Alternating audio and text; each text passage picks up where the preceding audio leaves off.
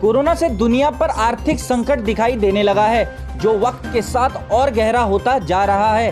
Corona का birth place China को आने वाले वक्त में आर्थिक क्षेत्र में और भी ज्यादा मुसीबतों का सामना करना पड़ सकता है।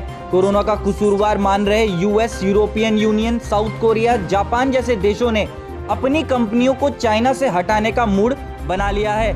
यह खबर और भी बड़ी हो गई जब भारत को भी इसका फायदा नहीं मिलता दिख रहा था। दरअसल जापान चाइना को छोड़कर साउथ ईस्ट एशिया के देशों की तरफ देख रहा था। वहीं गूगल और माइक्रोसॉफ्ट जैसी बड़ी कंपनियां भी चाइना से भारत छोड़ वियतनाम और थाईलैंड की तरफ इच्छुक दिखाई दे रही थी। लेकिन अमेरिका ने चाइना और अमेरिका व्यापार युद्ध के बाद साफ किया कि वह अपने व्यापार को सिर्फ एक देश पर निर्भर नहीं रख सकता। इसीलिए वह वियतनाम और थाईलैंड के साथ साथ भारत और जापान में भी निवेश करने की सोच रहा है। पूरी दुनिया में 5वें नंबर की जीडीपी वाले देश भारत में कंपनियां आने से डरती है। इसके कई कारण है। भारत जमीन की समस्या से कई कंपनियों की पहली पसंद नहीं रहता।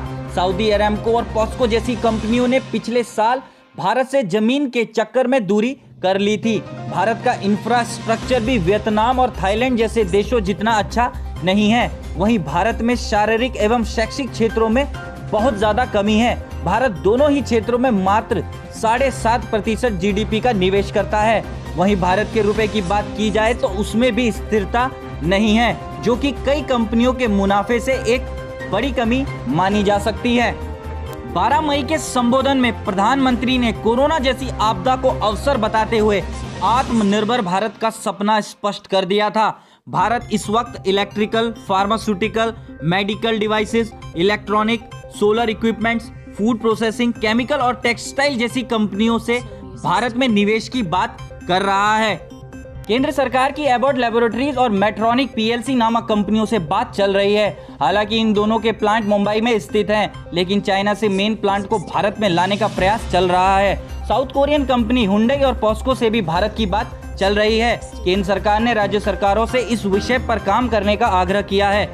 यूएसए, साउथ कोरिया और जापान की कंपनियों की आंध्र प्रदेश से बात चल रही है। यूपी सरकार भी लेबर लॉ में बदलाव के साथ डिफेंस और एरोस्पेस के क्षेत्र में ऑनलाइन पोर्टल के जरिए इंडस्ट्री को लुभाने का प्रयास कर रही है। अगर इन कंपनियों के रुख को भारत अपनी तरफ मोड़ने में कामयाब हो जाती है तो इससे भारत की अर्थव्यवस्था को रफ्तार मिल जाएगी। मैन्युफैक्चर के क्षेत्र में भी आई गिरावट को मजबूती मिल सकेगी। कोरोना के चलते बेरोजगारी दर में आई लंबी उछाल को भी कम किया जा सकेगा।